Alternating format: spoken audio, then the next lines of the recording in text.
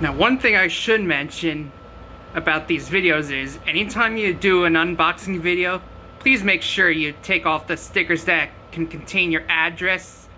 Nobody needs to see that, and you don't want to put yourself at risk.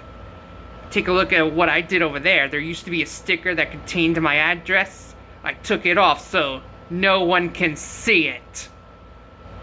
Make sure that you cannot see the address on camera, because otherwise it's Frenching bad.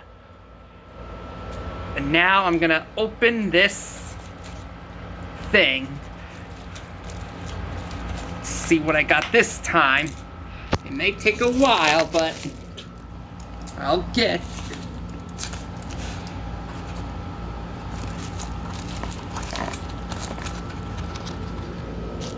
Hey, you can see my shadows in my hands.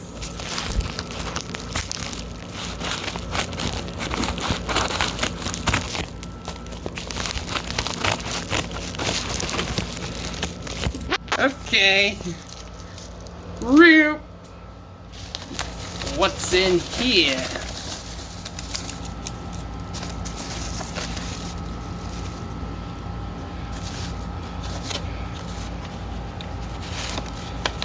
Compass and protractor set.